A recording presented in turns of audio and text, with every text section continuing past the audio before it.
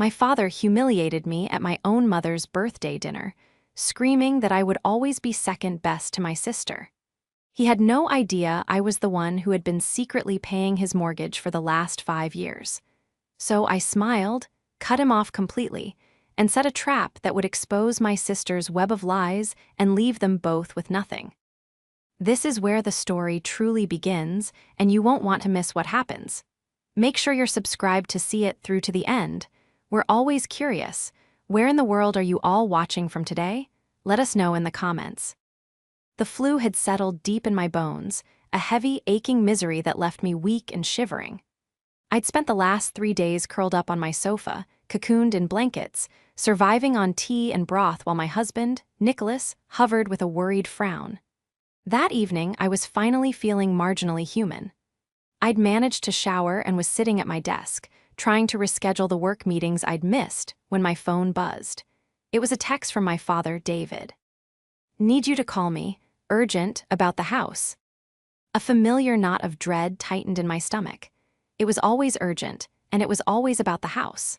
For 5 years, ever since my father had been forced into early retirement from his factory job, a situation largely of his own making, I had been secretly paying his mortgage. It was an arrangement born of a moment of weakness on my part and a moment of desperation on his. He and my mother, Sophie, were on the brink of foreclosure. I had just received a major promotion, and I couldn't bear the thought of my mother, who had sacrificed everything for us, being homeless. So I'd set up an anonymous payment system through a trust managed by my lawyer and friend, Mia. My parents believed it was a grant from a housing assistance program for former factory workers. It was the only way I could ensure the money went to the mortgage and not into the black hole of my sister Chloe's latest business venture. I pressed the call button, the receiver cold against my ear. "Hi, Dad, I got your text. What's wrong?" I was still congested, and my voice sounded thin. "Jasmine, you sound terrible," he said, not with concern but with impatience. "I've had the flu, Dad. I'm just getting over it. What's going on with the house?" "It's not about the house, not really," he snapped. "It's about your mother's birthday. It's this Saturday, and Chloe is planning a beautiful dinner for her at the Saffron Grill. She's reserved the private room. She's handling everything." I blinked, confused. "That sounds lovely. What does that have to with me?" "Well, the deposit for the room is significant," he hedged. "And Chloe was wondering if you could, help her out. She's putting so much effort into this." The flu, the stress from work, and the sheer audacity of the request coalesced into a sharp spike of anger. Chloe, my 29-year-old sister, the aspiring lifestyle blogger, was handling everything by asking me to pay for it, as usual. "Dad, I just told you I'm sick, and I'm already doing so much," I said, my voice rising despite myself. "I pay for your and Mom's health insurance. I cover your car payments. You know I'm always happy to help, but Chloe needs to start taking some responsibility." A cold silence fell. Then, my father's voice, which had been wheedling, turned to ice. "Responsibility? You're talking to me about responsibility? Your sister is trying to do something nice for her mother. Something special. You always have to make everything about money, don't you, Jasmine?" "I make it about money because I'm the only one who has any." I shot back, the words out before I could stop them. "Oh, here we go," he shouted, his voice booming so loudly I had to pull the phone away from my ear. "The high-end mighty project manager, looking down on all of us. You think you're so much better than your sister just because you have that fancy job. Well, let me tell you something, Jasmine. Chloe has a light in her. She has a spirit. She's trying to build something from nothing while you just sit in your office and count your money." "Dad, that is not fair," I cried, my head pounding. "I work hard for that money, the money that pays for your insurance." "Don't you dare throw that in my face," he roared. "We didn't ask you to do that. You offered. You just do it so you can hold it over our heads. You'll never get it, will you? You can have all the money in the world, but you'll always come second to your sister.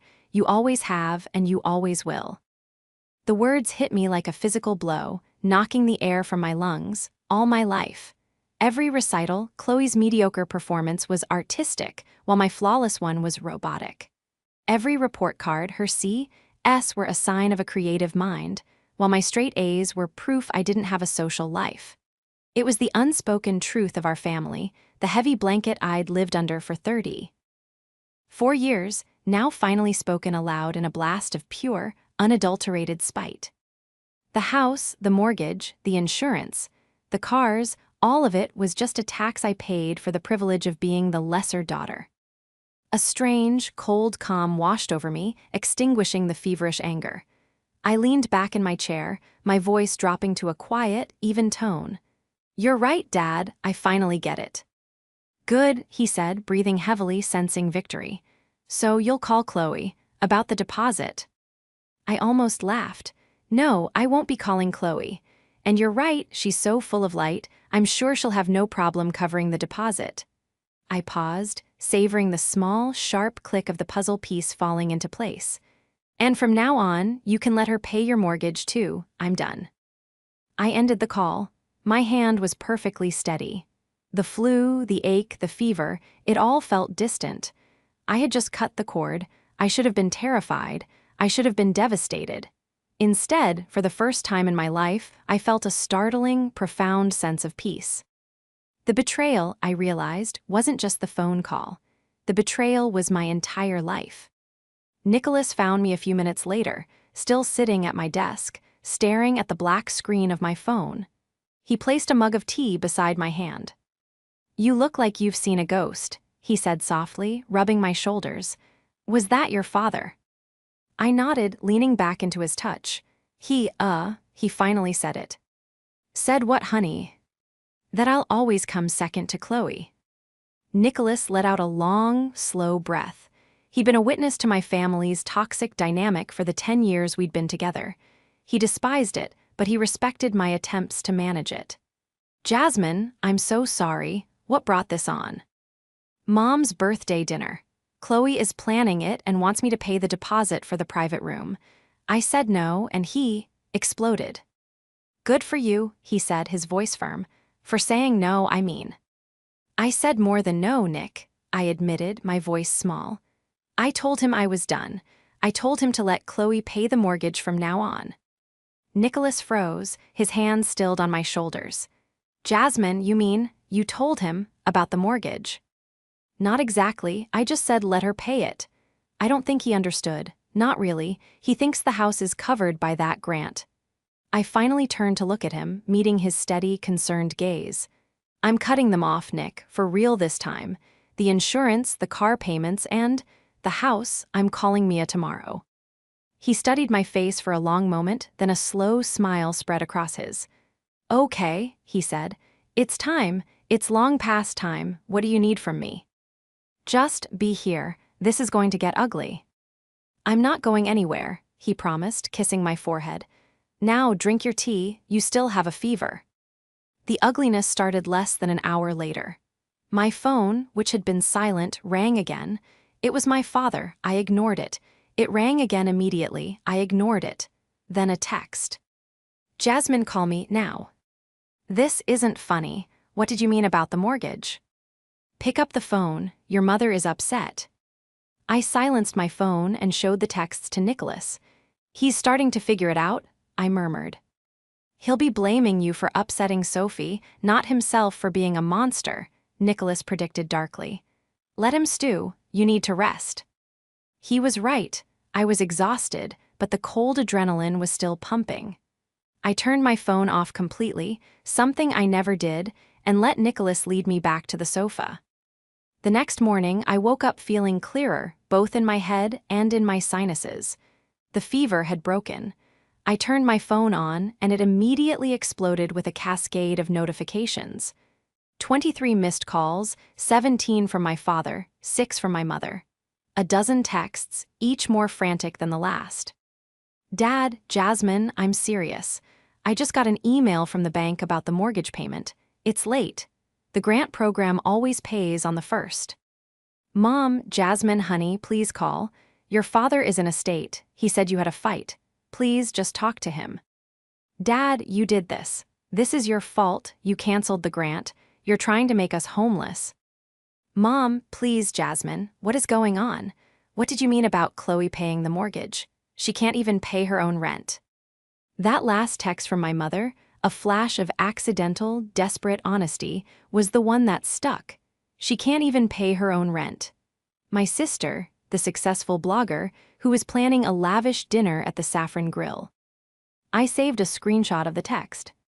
"Morning," I said to Nicholas, who was already in the kitchen making coffee. "The grant payment is officially late, and it seems my mother knows Chloe is a fraud.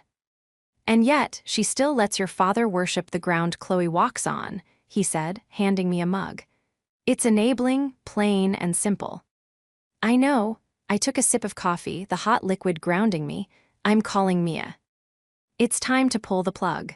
But I think I need to do more than just pull the plug. They're going to paint me as the villain, the rich, spiteful daughter who made her parents homeless out of jealousy." "They will," Nicholas agreed. "So what are you thinking?" A thought, cold and precise, began to form in my mind. They've been lying to everyone for years. Chloe with her fake success. My father with his pride, pretending he didn't need my help. They've built this entire facade. I looked at Nicholas, a new, hard resolve in my eyes. They've forgotten one crucial thing. "What's that?" "I'm a project manager. My entire job is managing risks, tracking details, and documenting everything. And for 5 years, I've been documenting this." My devotion to my parents, specifically to my mother, had been the defining feature of my adult life.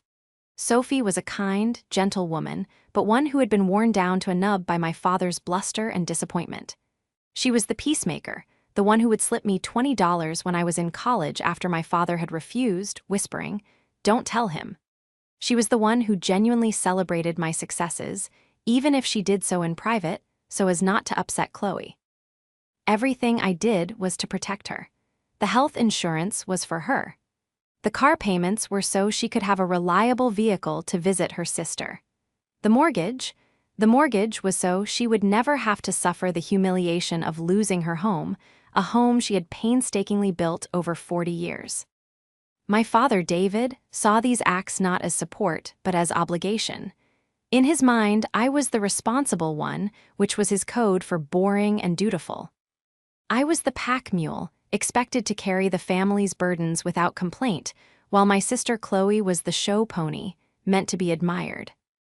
Chloe, my sister, was a masterpiece of curated illusion. At 29, she had never held a real job for more than a few months.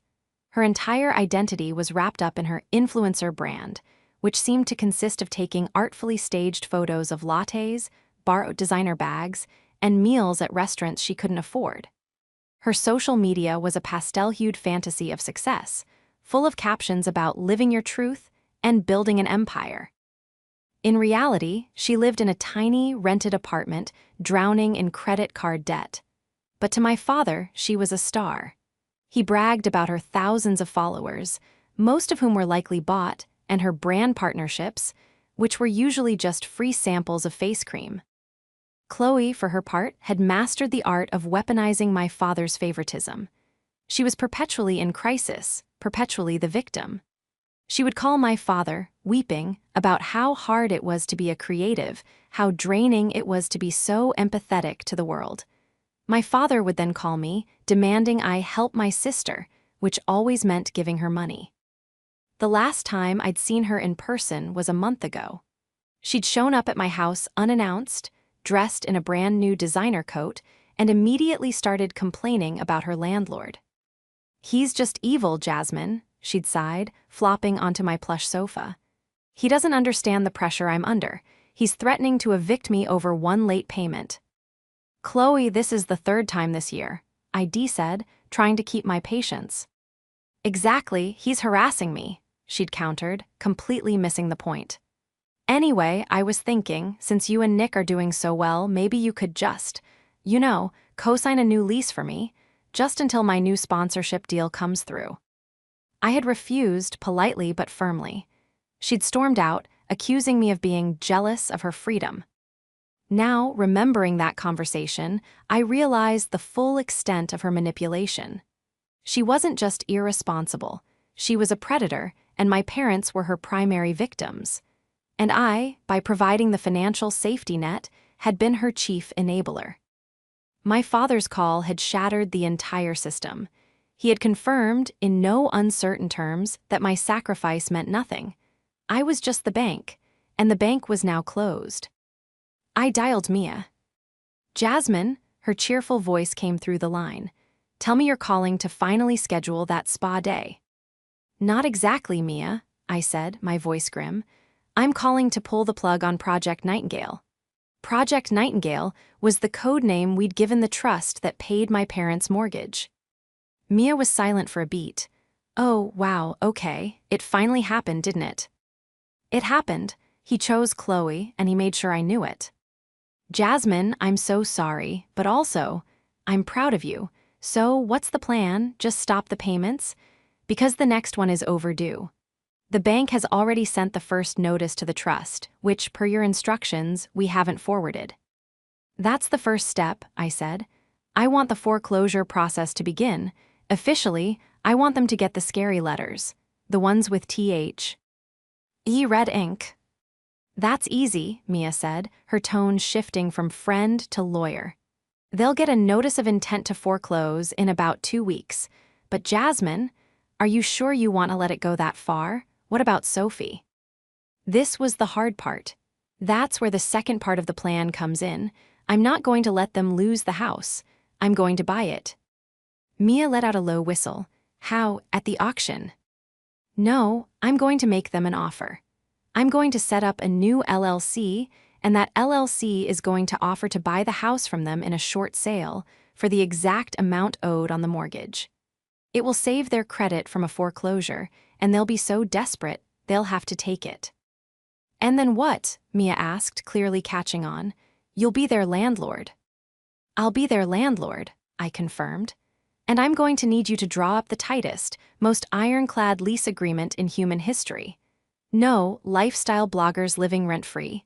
No unapproved guests staying for more than 48 hours. And the rent will be the exact amount of the mortgage I was paying all along." "Jasmine," Mia said, a slow smile in her voice, "this is diabolical, I love it. But what about Chloe? You know she's the root of this." "Oh, I'm not done," I said, pulling up the screenshot of my mother's text. "They've forgotten who I am. They think I'm just a walking ATM. They forgot that I manage multi-million-dollar construction projects. I know how to do an audit." "What are you auditing?"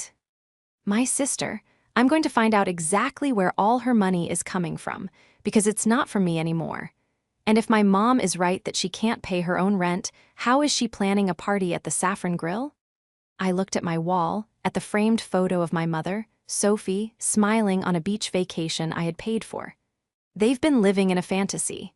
It's time for a reality check. The shift from passive victim to active strategist was immediate. The moment I hung up with Mia, the fog of my flu-addled grief evaporated, replaced by the familiar, cold clarity of a complex project taking shape. I opened my laptop and created a new file, codenamed Operation Second Place. My first task was to build a complete financial picture of my family. I wasn't just a benefactor, I was a creditor. And I was about to do what I should have done 5 years ago, a full-scale risk assessment. I started with the house. Mia got to work immediately, stopping the payments and preparing the legal framework for my LLC, Northwood Holdings, to make its move. Within days, the predictable panic began. My phone was a constant barrage of hysterical, accusing, and then pathetically pleading messages from my father. "Dad, they're going to take the house, Jasmine, all because you had a tantrum. This is your mother's home." "Dad, fine, I'm sorry. I was angry, I didn't mean it. Just fix this. Call the grant people and fix it." I didn't respond to a single one. Instead, I focused on Chloe. My sister's life was an open book, or so she thought. Her Instagram was a daily feed of her supposed success. I scrolled back for years. Every brunch meeting, every new collab, every shopping spree. I cross-referenced the dates with my own bank statements. The pattern was sickeningly clear. Chloe posts a photo at a high-end restaurant captioned, "Celebrating a new deal." 3 days earlier, A $500 transfer from me to my father after he'd called about a plumbing emergency. Chloe posts a selfie in a new designer coat captioned, "Hard work pays off." One day earlier, a $1,000 transfer from me to my mother for property taxes. I wasn't just paying their mortgage, I was funding Chloe's entire fake life. My help was being laundered through my parents and handed directly to her. My father's rage, his defense of her spirit. It was all a performance to protect his golden child, the one who made him feel exciting and relevant, while I, the boring, responsible one, paid the bills. This was my leverage. This was the clever trap. The grant I had created was, through Mia, legally structured as a zero-interest loan with the house as collateral. The loan was registered to the trust, Project Nightingale. I hadn't just been paying the mortgage, I had been holding the mortgage. The bank wasn't the primary lien holder. I was. My parents thought they were about to be foreclosed on by the bank. They had no idea the bank was only the secondary lender. The real power, the person who could call the entire debt due at any time, was me. And I had 5 years of bank statements showing exactly where my loans had really gone. The next step was to find out how Chloe was planning to pay for this beautiful dinner at the Saffron Grill. I called the restaurant. "Hi," I said, putting on my most professional project manager voice. "I'm calling on behalf of Chloe last name. I'm her event coordinator, and I just need to confirm the details for the deposit on the private room for Sophie's birthday." The hostess was polite. "Ah, yes, the booking for this Saturday. Let me see." "Oh, I'm afraid that reservation was never confirmed, ma'am. We were holding it, but the deposit was never paid. The room has been booked by another party." My blood ran cold. She hadn't even paid the deposit. She had tried to bully me into paying for it, and when I'd said no, she'd just let the reservation go. She was going to wait until the last minute, then call my mother in tears, blaming the restaurant or some other fake crisis, and my mother, in turn, would have her birthday ruined. This was the final piece of the puzzle. Chloe wasn't just manipulative, she was actively cruel, willing to sabotage our mother's happiness to maintain her victim status. I called Mia back. "Change of plans. The LLC isn't just buying the house. I want you to start the proceedings to call the entire loan due. Immediately. We're not doing a short sale. We are foreclosing. They have 30 days to pay back the full 5 years of payments, or I take possession of the house." "Jasmine, that's aggressive," Mia said carefully. "It's not aggressive, Mia. It's a hostile takeover," I replied, my voice steady. "They think I'm the second-place daughter. They've forgotten that in business, second place is just the first loser. I'm not losing, not this time." I had the leverage, I had the documentation, and now I had the motive. The trap was set. The official legal notice from Project Nightingale Trust, delivered via certified mail and requiring a signature, landed on my parents' doorstep 2 days later. The 30-day countdown had begun. The explosion was nuclear. This time, it wasn't just my father. My mother, Sophie, called me, sobbing so hard she could barely speak. "Jasmine, a letter. It says we have to pay back all the grant money. $120,000. It says they're foreclosing. Jasmine, it's a mistake. You have to help us. You're the only one who can fix this." My heart ached for her, for the genuine terror in her voice. But it was an ache tempered by the cold knowledge that her terror was a product of her own willful blindness. "I can't fix this, Mom," I said, my voice gentle but firm. "I'm not part of that grant program." I told Dad I was done. But you know people," she pleaded. "You're so good with this stuff, your father. He's a mess, Jasmine. He's just sitting in the living room, staring at the wall. Please." "Where is Chloe?" I asked, the question sharp as glass. "Where is the daughter with the spirit, the one who's building an empire? Surely she can help." My mother was silent. The silence was more damning than any confession. She's busy, honey, with her work." "With her work? Mom," I called the Saffron Grill. "There is no party. She never paid the deposit. She was going to let you think you were having a beautiful dinner right up until the moment you arrived and were turned away. That's who you're protecting." A strangled gasp came from her end of the line. "No, no, she wouldn't. She said the restaurant made a mistake." "Did she, or did she ask you to call me and beg for the money? Did she tell you it was my fault the party was canceled because the second-place daughter wouldn't pay?" My mother started crying again, a weak, defeated sound. "I don't know what to do. We're going to be homeless. David is going to. I can't." "There is one option," I said, activating the next phase of my plan. "I have a friend, a lawyer, who runs an investment firm, Northwood Holdings. They might be willing to buy the house. In a short sale, it would wipe out the debt and you'd be able to walk away. It's the only way to avoid having a foreclosure on your credit." "Sell," she whispered, horrified, "sell our home." "It's either sell it or have it taken from you," I said flatly. "I'll have my friend Mia send over the paperwork. You and Dad should look it over." I hung up and immediately called Nicholas. "Phase 2 is engaged. They're broken, they're terrified. They're going to fight it, but they'll sign." "And Chloe?" he asked. "She's next." The family meeting happened that weekend. It was not a request, it was a summons. My father, mother, and Chloe arrived at my house. It was the first time they had set foot in it in over 6 months. My father looked gray and shrunken. My mother's eyes were red and puffy.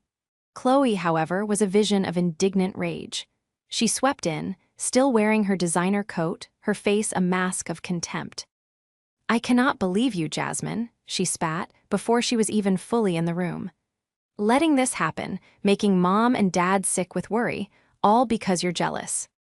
"Hello, Chloe," I said calmly. Nicholas was standing beside me, his presence a solid wall. "Please, sit down, we have a lot to discuss." "I'm not sitting," she shrieked. "You need to fix this, you need to call your G. Rant people and tell them to stop. You're trying to ruin us." "I'm not trying to ruin you, Chloe, and there are no grant people to call." "What does that mean?" my father mumbled, his voice hoarse. I looked him dead in the eye. "It means there was never a grant, Dad. There was no housing assistance program. There was just me. I've been paying your mortgage for 5 years." My mother's hand flew to her mouth. My father's face went from gray to stark white.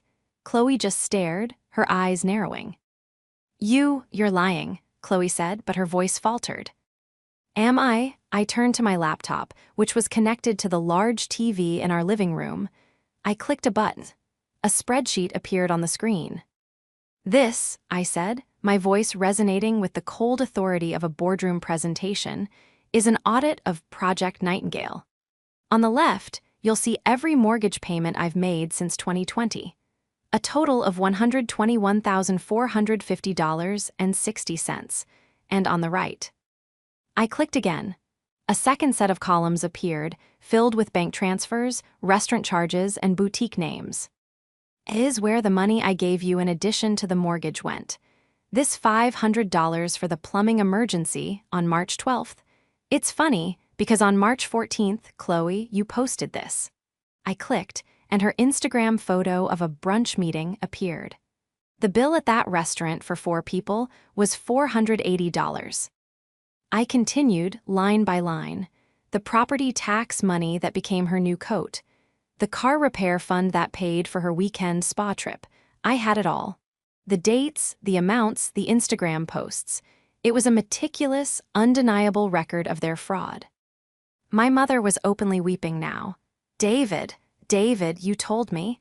You told me that was from your pension." My father couldn't speak. He was staring at the screen, his mouth open, his illusion shattering in real time. Chloe, however, went on the attack.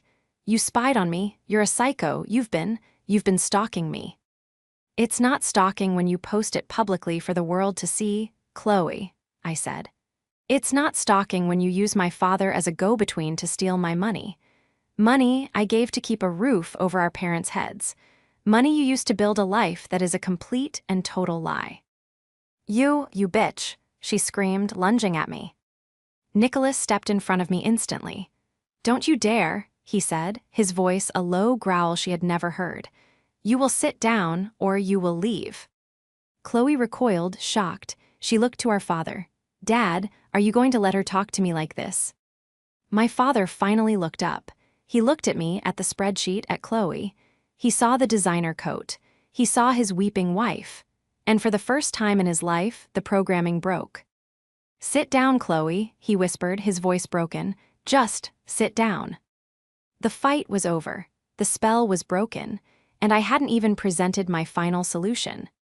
The silence that filled the room was heavy and suffocating. Chloe sat rigid with fury, my mother was lost in her quiet sobs, and my father just stared at the floor, the color drained from his face. The man who had roared at me over the phone, the patriarch who demanded respect, was gone. In his place was a hollowed-out old man. So, I said, clicking off the television and returning the room to normal.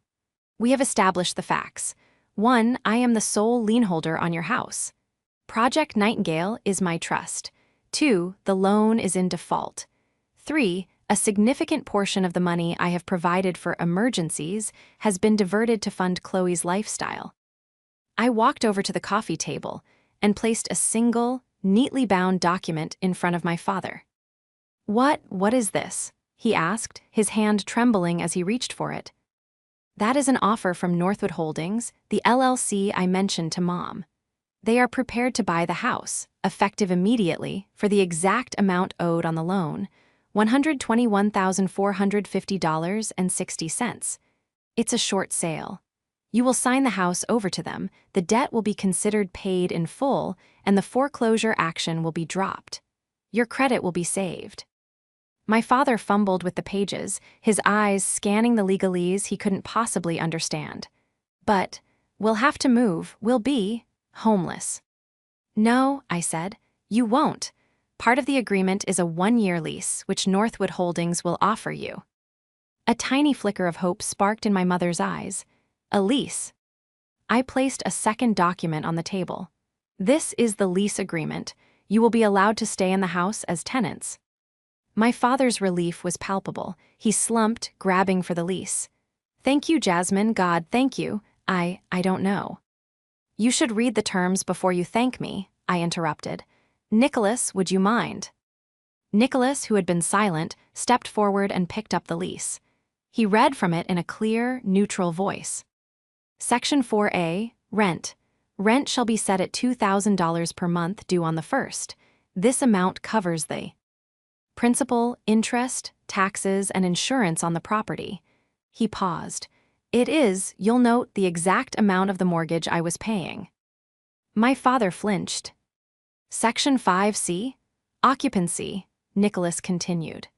The premises are to be occupied only by the tenants listed on this agreement, David last name and Sophie last name. No other individual may reside on the property for a period exceeding 48 consecutive hours without express written consent from the landlord. Chloe's head snapped up. What? You can't do that. What if I need to stay with them? Then you have 48 hours, Chloe, I said. Just like any other guest. You will not be moving in. You will not be storing your boxes in the garage. You will not be crashing there for weeks on end when you get evicted from your own apartment. Speaking of, I turned my gaze to her. You haven't been paying your rent, have you, Chloe? I know you're at least 2 months behind. Your landlord has already filed the initial eviction paperwork. You were planning to get the money from me, and when that failed, you were going to move back home. That's why you were so desperate. Chloe's face went white.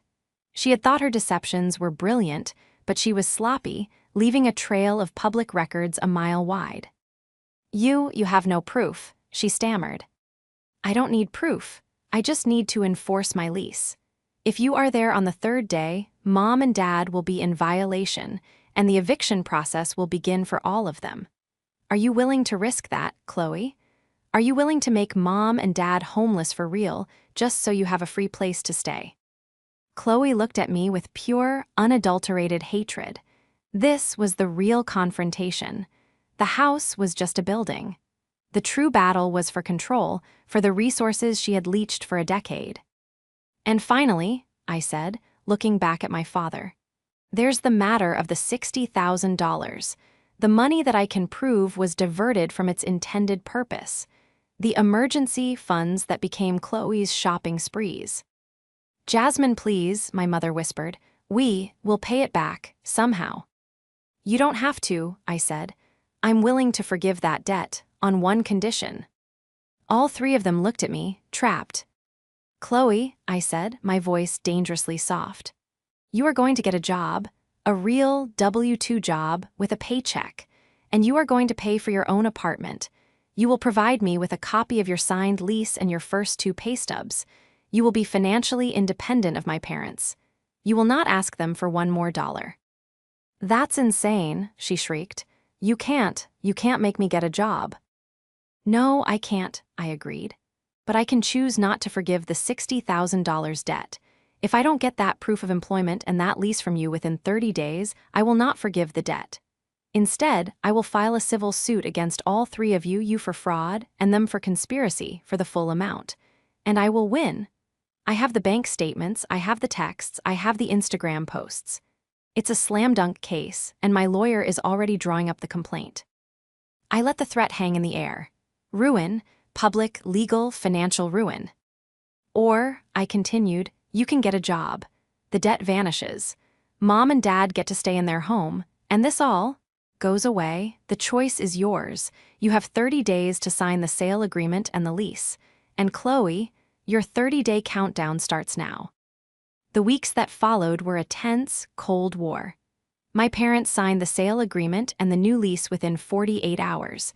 They were terrified, broken, and had no other choice. The house was officially sold to Northwood Holdings. I was, for all intents and purposes, their landlord. Chloe, however, was silent. She had stormed out of my house and refused to answer any calls from my parents. She had, in effect, vanished, leaving them to face the fallout alone. My father, to my surprise, seemed to change. He called me once not to rage, but to ask in a small voice, "Jasmine, the first month's rent. It's due on the 1st. I get my pension check on the 3rd. Is it okay if it's 2 days late? Just this first time."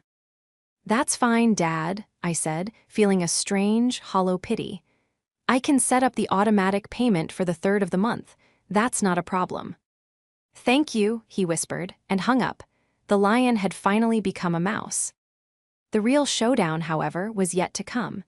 The event my sister had failed to plan, my mother's 60th birthday, was still happening. Nicholas and I had taken it over. We booked a beautiful, modest private room at a lovely Italian restaurant that my mother actually liked, not the flashy influencer trap Chloe had chosen. We invited a small group of her closest family and friends, about 15 people in all. My parents, shell-shocked, had agreed to come. We had not heard from, nor invited, Chloe. The night of the dinner, my mother looked relieved. She was dressed nicely. He was smiling, and for the first time, she wasn't anxiously scanning the room for Chloe, waiting for the next drama. My father was quiet but polite, speaking with his sister and shaking hands with Nicholas's parents. It was peaceful. Until she arrived. Halfway through the main course, the door to the private room swung open. There stood Chloe. She was not dressed for a nice dinner. She was in ripped jeans and a tight top, her hair a mess, her eyes wild. She looked like she hadn't slept in days. The room fell silent. My mother gasped, "Chloe." "You're having a party," Chloe said, her voice trembling with a toxic mix of self-pity and rage. "You're having a party, without me." "Chloe, honey, please," my mother started, rising from her chair. We didn't know where you were." "You knew," she shrieked, pointing a finger at me. "She did this. She banned you from talking to me. She's trying to replace me."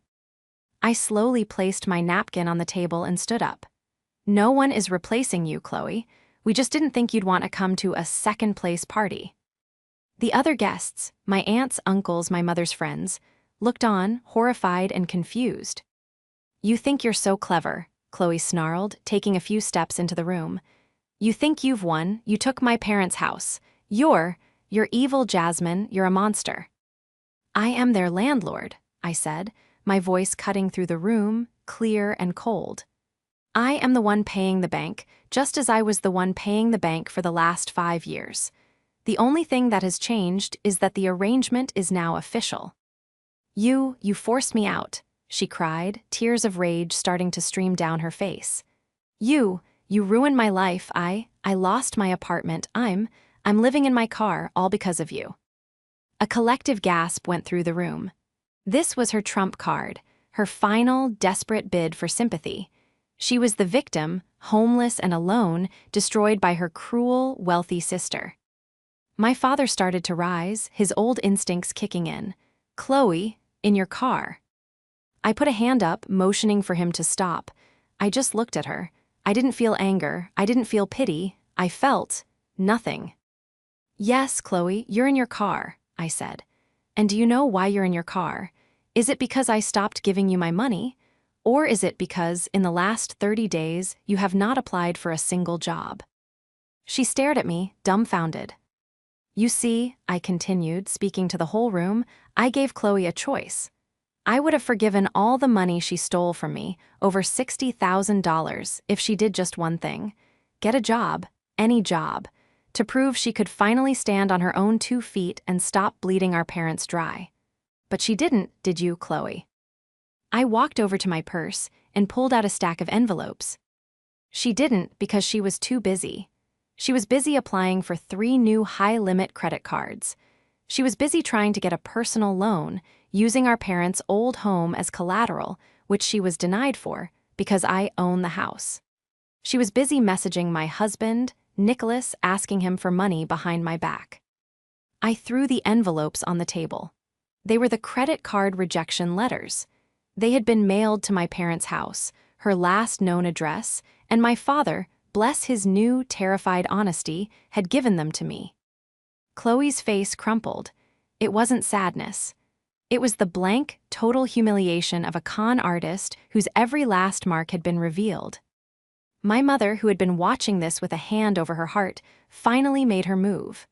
She walked past Chloe, past the envelopes, and stood next to me. She looked at her youngest daughter. You asked Nicholas for money?" she whispered, her voice shaking with a new, cold anger I had never heard. Chloe had no answer. "Get out," Sophie said. "Mom," Chloe choked out. "Get out," my mother repeated, her voice rising to a powerful command. "You will not ruin this. You will not ruin anything else. Get out. We are done." Chloe stood there for a moment, utterly defeated. The audience she had expected to rally to her side, her family, her mother, was staring at her with disgust. She looked at me one last time, her eyes promising murder.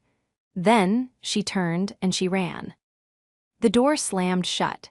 The silence returned, but this time it was a silence of relief. My mother turned to me, her eyes full of tears, but she was smiling. "Jasmine," she said, taking my hand, "thank you for everything." She then turned to the room. "I'm so sorry, everyone, please, let's eat. It's my birthday." The downfall of Chloe was as swift as it was complete. After being publicly exiled from my mother's birthday, she disappeared. We found out a week later from my aunt that she had finally, truly hit rock bottom and had called her, weeping, from a gas station 3 states away. Her car had been repossessed. She had nothing. My aunt, a no-nonsense woman, bought her a bus ticket, not home, but to a cousin in Texas who had a job waiting at a diner. Chloe, for the first time in her life, had no other option. She took it. We haven't heard from her since, though my aunt occasionally reports that she is, in fact, still employed as a waitress. My father's transformation was the most profound. Being a tenant in the house he used to own, paying rent to the daughter he had dismissed, broke his pride in a way that was absolute. But from that brokenness, something new emerged. He and my mother started talking. He took on more hours at the hardware store.